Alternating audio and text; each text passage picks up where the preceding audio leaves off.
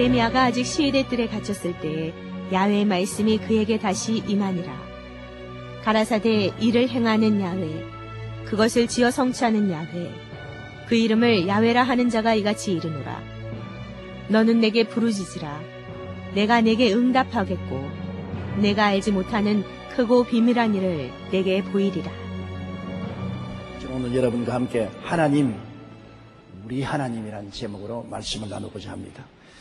유물론적 무신론자들은 이 우주는 물질뿐이며 우연히 만들어졌다고 주장하고 있습니다.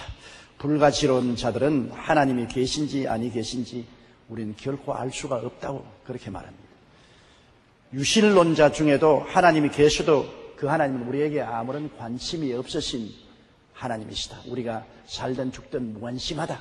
그렇게 말을 하는 사람들이 있습니다. 그러나 성경이 말씀하시는 하나님은 어떠하신 하나님이신가요? 첫째로 성경은 일을 행하시는 야훼, 그 일을 지어 성취하는 야훼라고 말씀하셨습니다. 여러분, 우주를 지으신 하나님은 참으로 크시고 광대하신 하나님인 것입니다. 성경에는 이 많은 별들의 이름을 하나님은 다 알고 계시고 그 별들이 가는 길을 하나님은 다 인도하신다고 말씀하셨습니다.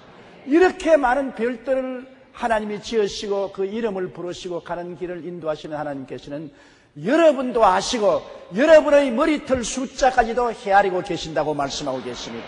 그러니 우리 하나님이 얼마나 광대하시고 크신 하나님이라시는 것을 우리가 알 수가 있는 것입니다. 하나님은 이렇게 우주를 지으시고 완성하신 하나님이시며 지구를 만드시고 사람이 살 수 있도록 하신 하나님인 것입니다. 하나님은 지구를 지으시고 빛을 비추게 하시고 궁창이 생겨나게 하시고 바닷물이 모이고 육지가 생겨나고 각종 열매 맺는 나무와 풀이 나게 하시고 해와 달과 별들이 비추게 하시고 공중에는 새들이 물에는 물고기들이 종류대로 있게 하시고 지구에는 온갖 동물들과 곤충들이 생겨나게 하시고 사람을 하나님의 형상과 모양대로 지어서 이 지구를 돌보고 다스리며 지배하게 만들어주신 하나님이신 것입니다. 이 하나님의 위대하시고 크심은 말로 다 할 수 없지요. 인생이 하나님을 반증하고 타락했을 때 하나님은 우리를 구원하기 위하여 인류 공동체의 대표로서 하나님의 아들 예수 그리스도를 육신으로 보내셔서 우리의 죄를 대신 짊어지고 십자가에 못 박여 몸짓고 피 흘려 죽으심으로 우리의 옛사람을 청산하시고 부활하심으로 그리스도 안에서 새로운 사람들이 되게 만들어준 것입니다.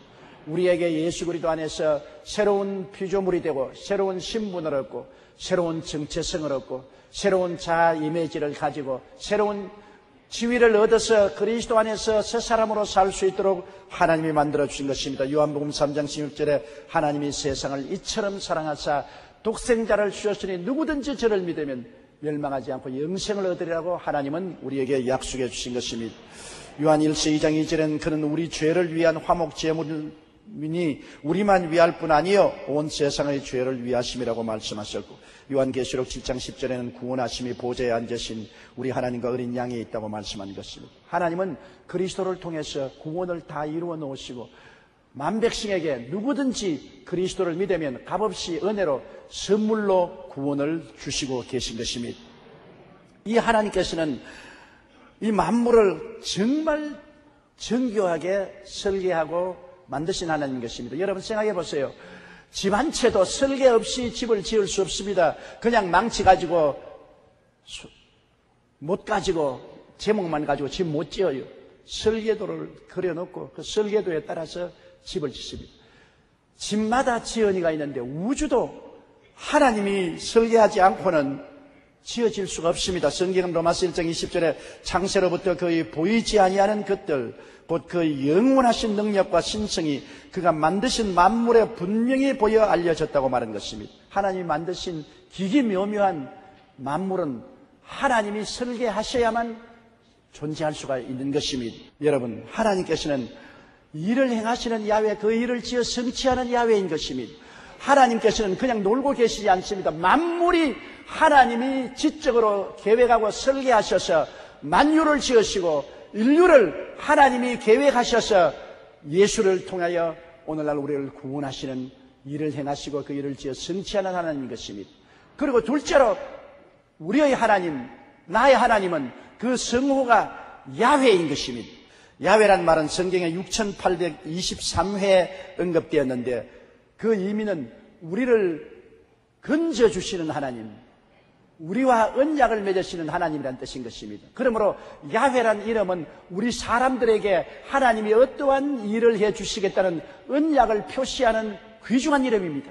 하나님이 우리에게 야훼라는 이름을 계시해 주신 건 너무나 감사하고 감격하지 아니할 수 없습니다. 성경에는 야훼라는 이름이 여러모로 나와 있습니다. 하나님께서는 나는 야훼 이레라고 성경 창세기 22장 13절로 14절에 말했습니다.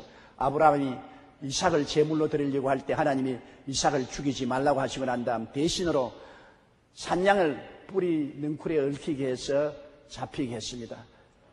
아브라함이 그 산양을 취해서 제물을 드리고 그 자리에서 하나님의 성호를 계시받았습니다. 야훼 이레, 하나님이 예비하신다. 하나님은 알파와 오메가 되시고 처음과 나중이 되시고 시작과 끝이 되시므로 처음부터 끝까지를 다 알고 계시므로 우리의 삶을 예정하시고 필요한 모든 것을 예비하여 주시는 것입니다. 그러므로 성경 고린도전서 2장 9절에 하나님이 자기를 사랑하는 자를 위해서 예비한 모든 것은 눈으로 보지 못하고 귀로 듣지 못하고 마음으로도 생각지 못했다함과 같음이라고 말한 것입니다.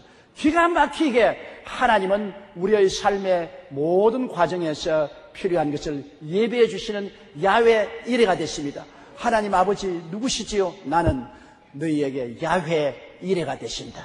그러므로 우리는 이 하나님 야훼 이레의 성호를 부르면서 어떠한 역경에도 하나님께서 우리에게 해결 방책을 열어놓은 것을 알 수가 있는 것입니다. 하나님은 또 나의 이름은 야훼 라파라고 말하셨습니다. 출애굽기 15장 26절에 이르시되 너희가 너희 하나님 나 야훼의 말을 들어 순종하고 내가 보기에 의를 행하며 내 계명의 귀를 기울이며 내 모든 규례를 지키면 내가 애굽 사람에게 내린 모든 질병 중 하나도 너희에게 내리지 아니하리니 나는 너희를 치료하는 야훼임이라. 치료하는 야훼, 히브리 말로서는 야훼 라파인 것입니다. 하나님 당신을 우리에게 소개할 때 나는 야훼 라파 너희 의사라. 우리가 이 세상에 살면서 약이나 의술로 고치지 못하는 절망적인 병에 걸렸을 때도 하나님이 나의 의사가 되시는 것을 알게 될 때 희망이 있고 용기가 생기고 하나님께 나가서 부르짖어 문제를 해결할 수 있는 것입니다.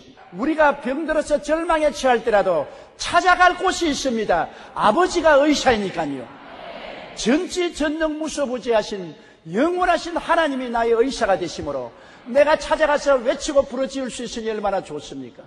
하나님께서 오늘날 또 우리를 보고 말하는 야 나는 너희 하나님 야훼 라파이다. 또 하나님께서는 나는 야훼 니시라고 말하는 것입니다. 이스라엘 백성이 르비딤에서 아말렉의 공격을 받아 나라가 무너질 분당했을 때 요수아가 군대를 데리고 나가서 싸우고 모세가 훌과 아론을 데리고 산 위에 올라가서 기도할 때 응답하셔서 아말렉을 물리치고 승리했습니다. 그때 하나님께서 계시하신 이름이 야훼 니스입니다. 야훼 우리 승리의 깃발이라는 것입니다. 성경에는 시편 20편 5절에 우리가 너희 승리로 말미암아 계가를 부르며 우리 하나님의 이름으로 우리의 깃발을 세우리라고 했습니다. 오늘날 하나님 말합니다. 야 네가 직접 원수를 갚지 말고 진노하심에 맡겨라. 원수 갚는 것이 내게 있으니 내가 갚으리라. 하나님은 우리를 위해서 싸워주시는 하나님이 되신 것입니다. 우리가 살면서 속이 상하고 원수의 고통을 당할 때가 있습니다. 그럴 때 하나님께 나오면 하나님은 야 내가 니스 아니냐, 내가 너를 위해서 싸워줄 것이니 네가 싸우지 말고 내게 맡겨라. 내가 너에게 승리의 깃발이 되어주겠다고 말씀하시는 것입니다.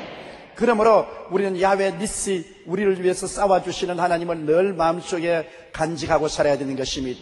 하나님께서는 또한 나의 이름은 야훼 샬롬이다. 야훼 평강이라고 말합니다. 기드온이 하나님을 만나고 난 다음 야훼 샬롬이라는 이름을 계시바란 것입니다. 하나님은 우리의 평화가 되시는 것입니다. 시편 29편 11절에 야훼께서 자기 백성에게 힘을 주시며 야훼께서 자기 백성에게 평강의 복을 주시라고 말했습니다. 하나님이 내 중심에 있으면 평화가 되는 것입니다. 시편 91편에 지존자의 은밀한 곳에 가는 자는 전능자의 그늘 아래 거하리로다. 내가 야훼를 가리켜 말하기를 저는 나의 피난처요 나의 요새요 나의 의뢰하는 하나님이라 하느니 이는 제가 너를 새 사냥꾼의 올무에서와 극한 연병에서 건지실 것입니다.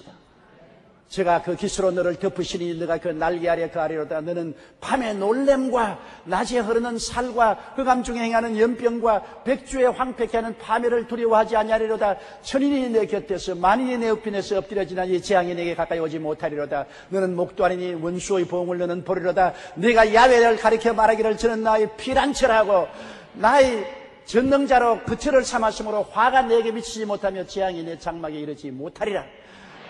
제가 너를 위하여 그 사자들을 명하서 너희 모든 길에서 너를 지키심이라. 제가 그 손으로 너를 붙들어 발이 돌에 부딪히지 않게 하시리로다. 내가 사자와 독사를 발로 젊은 사자와 뱀을 발로 누르리로다. 하나님이 가라사대 제가 나를 사랑한즉 내가 저를 건지리라. 제가 내 이름을 안즉 내가 저를 높이리라. 제가 내게 간구하리니 내가 응답하리라. 환난 때 내가 저와 같이 하여 저를 건지고 영화롭게 하리라. 내가 장수함으로 만족해 하며 나의 구원으로 보이리라 하시로다. 얼마나 야훼 우리의 샬롬 평화가 되십니까? 하나님께서는 나는 너희 샬롬이다. 야훼 샬롬 너희 평화가 되신다. 그리고 시편 91편을 우리에게 증거로 내어주시는 것입니다. 우리는 하나님 품 안에서 평안하게 살아갈 수가 있는 것입니다. 또 성경은 말씀합니다. 나는 야훼 로이다. 야훼 로이라는 것은 나는 목자가 된다는 것입니다.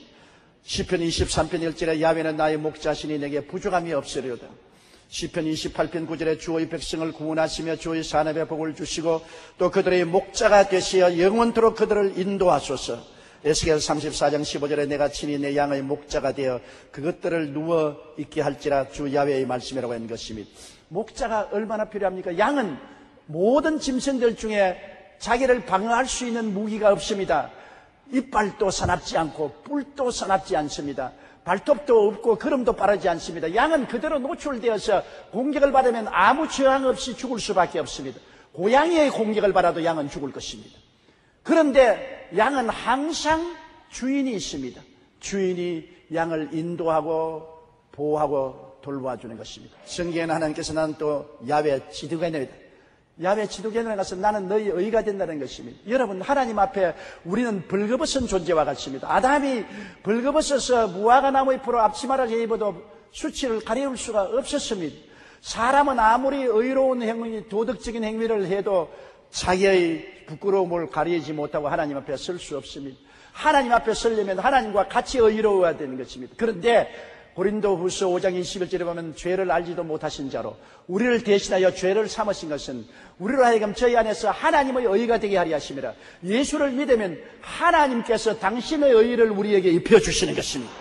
얼마나 의로우냐? 하나님처럼 의롭게 되는 것입니다. 정신이 아찔합니다. 어지럽습니다. 어떻게 우리가 하나님처럼 의롭게 됩니까? 그러나 예수의 보혈로 하나님은 우리를 하나님처럼 의롭게 만들어주신 야훼 쓰드게누가 되신 것입니다. 그렇기 때문에 우리가 야훼 쓰드게누 아버지를 섬기고 예수를 의지하고 천국에 당당히 들어갈 수 있는 것입니다. 그렇지 않고는 천국에 절대로 못 들어갑니다. 벌거벗은 수치를 가지고 어떻게 천국에 들어갈 수 있습니까? 못 들어가는 것입니다. 또 하나님께서는 나는 야훼 메카디시켐이라고 말합니다. 메카디시켐이라는 것은 세상과 마귀에서 우리를 건져내고 변화시키는 하나님이라는 것입니다. 우리를 거룩하게 하는 하나님. 우리 하나님께서는 우리를 거룩해 하시는 하나님인 것입니다. 세상과 마귀에게 얽히고 설키어서 그물에 얽힌 짐승처럼 발부둥치고 우리가 못 나옵니다. 그러나 하나님 성령이 오셔서 죄와 사망의 법에서 단칼에 해방시켜 주시는 것입니다. 야훼 메카디시켐인 것입니다. 나는 이런 이야기를 읽어본 적이 있습니다. 레이몬드 릴리라는 난폭하고 악한 흑인 청년이 있었는데 그는 이상하게 목사만 보면 때려 죽이고 싶습니다. 이상한 병이 들렸습니다. 목사만 보면 치를 떨고 죽여야지 하고 일을 갑니다. 하루는 그는 그 동리에 있는 가장 큰 교회 목사님을 죽이겠다고 결심을 하고 벽돌 한 장을 들고 교회를 찾아갔습니다.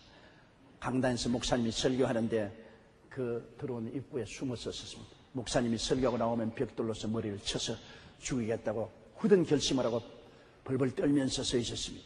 근데 목사님이 설교를 하는데 그날따라 그 설교가 두 날 가진 검보다 예리하여 그 영과 혼과 및 골수를 짜깁니다. 너무나 말씀에 충격을 받고 감동을 입어서 그만 벽돌을 놓고 엉엉 울었습니다. 그리고 그 자리에서 지 혼자 꿇어앉아 죄를 회개하고 하나님을 의지하고 예수님을 구주로 모시고 변화를 받았습니다. 메카디시켐 하나님께서 오셔서 마귀와 세상을 벗어버리고 그를 변화시켜 주신 것입니다. 그는 그 이후에 늘 그 벽돌을 가슴에 안고 다녔습니다. 신학교를 졸업하고 그는 수년 후 세계 최대의 자선병원으로 알려진 시카고의 쿡 카운티 병원에 질병에 시달리거나 죽어가는 수천의 사람들을 헌신적으로 돌보는 목사가 있다는 소문이 났습니다. 그 목사는 사람들 사이에서 선한 사마리아의 흑인 릴리 목사로 이름이 불렸습니다. 그는 자기가 죽이려고 가져갔던 그 벽돌을 늘 들고 다니면서 사무실에 얹어놓고 그 벽돌을 잡고 기도했습니다. 하나님, 나는 살인자였는데 그 목사님의 설교를 듣고 성령의 감동으로 오늘 나도 목사가 되었습니다. 그리고 그가 나중에 죽을 때도 유언으로 벽돌을 함께 묻어달라고 그랬었습니다. 그는 벽돌을 가지고 다니는 목사였습니다. 언제나 그 벽돌을 볼 때마다 나는 살인자였는데 하나님의 은혜가 임하여서 나의 힘이 아니고 나의 능력으로 아니고 성령의 감화 감동으로 나를 죄와 사망에서 벗겨서 주의 종으로 만들어 주었다고 했던 것입니다. 하나님께서 야훼 메카디슈 하나님이십니다. 어떠한 사람일지라도 하나님을 믿고 거듭나면 거룩하고 의로운 삶을 살 능력을 하나님이 주시는 것입니다. 또 하나님은 나는 야훼 삼마라고 말하는 것입니다. 야훼 삼마라는 것은 항상 함께 계시는 하나님이라는 것입니다. 하나님은 항상 함께 계셔요. 여러분, 공기를 피할 수 있습니까? 공기를 피할 수 없는 것처럼 하나님을 피할 수 없습니다. 교회에서나 안방에서나 부엌에서나 어느 곳에나 하나님이 계십니다. 하나님 안 듣는다고 소곤소곤 말하면 하나님 속에서 다 듣고 계신 것입니다. 하나님이 못 보시는 곳이 없습니다. 왜냐하면 야훼 삼마 어느 곳에나 함께 계시는 하나님이신 것입니다. 하나님은 여러분을 성전 삼고 계신 것입니다. 여러분은 움직이는 교회입니다. 움직이는 하나님의 성전인 것입니다. 여러분이 계신 그곳에 하나님이 계신 것입니다. 그러므로 우리는 결코 하나님을 도피해서 도망칠 수가 없습니다. 사망의 엄침한 골짜기에 내려가도 하나님이 그곳에 계신 것은 내가 하나님 성전이기 때문에 내가 산꼭대기에 있으나 산골짜기에 있으나 밝은 대낮에 있으나 흑암한 곳에 있으나 하나님은 같이 계셔서 우리를 돌보아 주시는 것입니다. 성경은 말하기를 일을 행하시는 야훼 그 일을 지어 성취하는 야훼 그 이름을 야훼라 하는 자가 이같이 이르노라 너희는 내게 부르짖어라. 셋째로 우리의 현실적인 삶에 관여하셔서 우리가 부르짖어 기도할 때 하나님이 우리를 돌보시는 하나님이신 것입니다. 하나님은 우리가 기도할 때 응답합니다. 너는 내게 부르짖어라. 간절히 외쳐서 하나님께 우리의 뜻을 아뢰라는 것입니다. 여러분, 우리의 기도는 간구의 기도가 되어야 응답합니다. 시편 91편 15절에 그가 내게 간구하리니 내가 그에게 응답하리라. 간절히 기도해야 되는 것입니다. 여러분, 간절한 기도는 그것만 생각하는 것입니다. 다른 것 잡생각하면 간절한 기도가 아니에요. 집중적으로 그 기도하는 목표에 대해서 뜨거운 마음으로 기도할 때 간절한 기도가 되는 것입니다. 우리는 간절한 기도를 해야 되는 것입니다. 엘리야의 기도를 보십시오. 엘리야가 3년 6개월 동안 비가 오지 않은 이스라엘을 위해서 갈멜산에서 기도할 때 성경에 보니 그 머리가 다리 사이로 들어갔다 했습니다. 그 말 여러분 체험 안 하면 몰라요. 제가 성령 받기 위해서 신학교 다닐 때 삼각산에 가서 기도를 하는데 나중에는 얼마나 간절히 부르짖으니까 창자가 땡겨서 창자가 막 오그라지는 것 같아서 점점 몸이 꼬부라져가지고서 머리가 다리 사이로 들어가더라고요. 머리가 완전히 다리 사이로 들어가서 부르짖어 기도하니까 성령 충만하게 받는 체험을 얻었습니다. 엘리야 같은 하나님의 종도 얼마나 간절히 기도했기에 창자가 꼬여서 허리가 새우등같이 굽어져서 머리가 다리 사이에 들어가면서 기도했습니다. 중보고 꼭대기에 올라가서 하나님 응답이 있는가 보라. 올라갔다 내려와서 아무것도 안 보입니다. 6번 올라갔다가 내려와서도 아무것도 안 보입니다. 7째 올라갔다 내려와서 손바닥만한 구름이 보입니다. 이제 큰 비의 소리가 들린다. 빨리 아방에게 마차를 타고 시내로 들어가라고 말하라고 했던 것입니다. 엘리야도 기도할 때 그냥 기도한 것이 아닙니다. 간절히 기도한 것입니다. 엘리야는 우리와 성정이 같은 사람이로되 그가 비가 오지 않기를 간절히 기도한 적 3년 6개월 동안 땅에 비가 오지 아니하고 다시 기도하니 하늘이 비를 주고 땅에 열매를 맺었다고 말한 것입니다. 간절히 부르짖으면 하나님의 응답은 반드시 오는 것입니다. 우리가 오다 가다 하는 기도, 장남삼아 하는 기도, 집중되지 않은 기도, 별로 중요하게 생각하지 않은 기도, 이런 기도는 응답되지 않습니다. 그러나 생사를 걸어놓은 그런 간절한 기도는 나를 변화시키고 이웃을 변화시키고 환경을 변화시키는 기적을 갖다 주시는 것입니다. 그런데 우리가 기도할 때 반드시 예수님 이름으로 기도해야 되는 것입니다. 이름이 굉장히 중요합니다. 예수님은 하나님의 뜻을 받들어 육신으로 오셔서 죽기까지 충성했기 때문에 하나님은 예수님을 극진히 사랑하십니다. 지극히 높여주셔서 하늘 위에 있는 이름이나 땅의 이름이나 땅 안에 있는 이름들이 모두 다 예수님 이름에 무릎을 꿇게 하신 것입니다. 요한복음 14장 13절로 14절에 너희가 내 이름으로 무엇을 구하든지 내가 행하리니 이는 아버지로 하여금 아들로 말미암아 영광을 받으시게 하리 함이라. 내 이름으로 무엇이든지 내게 구하면 내가 시행하리라고 말한 것입니다. 그 다음 우리가 주님께 기도할 때 믿음의 기도를 드려야 되는 것입니다. 마가복음 11장 24절에 그러므로 내가 너희에게 말하니 무엇인지 기도하고 구한 것은 받은 줄로 믿어라. 그리하면 그대로 되리라고 말했으며 야고보서 1장 6절에 오직 믿음으로 구하고 조금도 의심하지 말라. 의심하는 자는 마치 바람에 밀려 요동하는 바다 물결 같으니 이런 사람은 무엇인지 구하여 얻을 것을 생각지 말라고 했는 것입니다. 믿음은 결단입니다. 내가 마음에 깊이 결단하고 하나님이여 나는 하나님을 믿기로 작정했습니다. 이제는 절대로 뒤돌아보지 않습니다. 살든지 죽든지 흥하든지 망하든지 성하든지 쇠하든지 하나님을 믿고 나가겠습니다.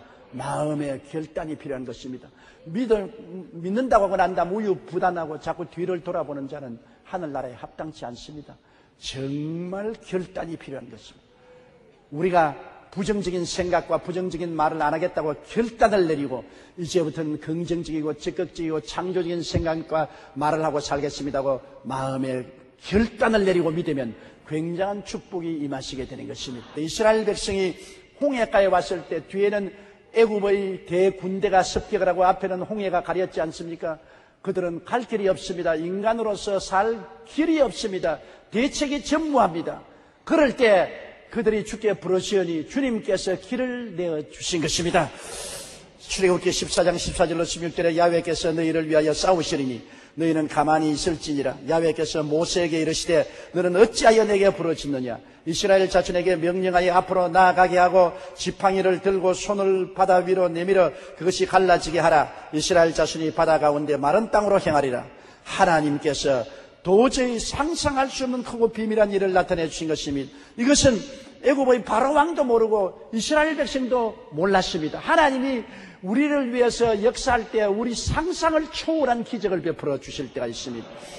하나님께서 큰 기적만 응답해 준다고 생각하지 마세요. 예수님이 가나의 혼인잔치에 갔을 때 그들이 혼인이 무르익을 때 포도주가 떨어졌지 않습니까? 인생이란 항상 떨어져요. 사랑이 떨어지고 의복이 떨어지고 돈이 떨어지고 힘이 떨어지고 인생은 늘 떨어지고 모자란 것입니다.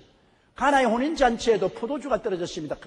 개인 가정에 잔치하다가 포도주가 떨어진 것도 문제가 될 것인데 하물며 혼인잔치에 사람들은 꾸역꾸역 오는데 돼지발 포도주가 떨어졌으니 이 낭패 아닙니까? 그때 마리아가 예수님께 이 집에 포도주가 떨어졌다고 말했습니다.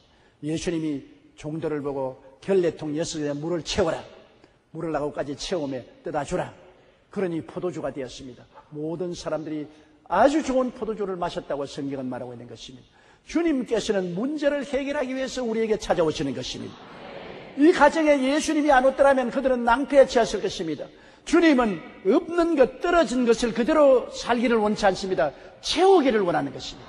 사랑을 채우시고 믿음을 채우시고 소망을 채우시고 물질을 채우시고 성공으로 채우기를 원하시는 것입니다.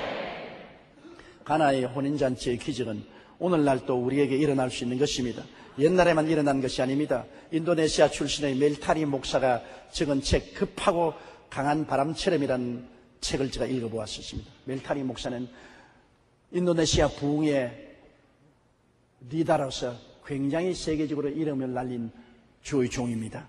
그 멜타리가 동티모르라는 조그만 섬에 있을 때 한 교회에서 성찬식을 하게 되었습니다. 그런데 그 교회는 이상하게 성찬식 할 때 물이 포도주가 되는 기적을 체험하는 교회라는 말을 들었습니다.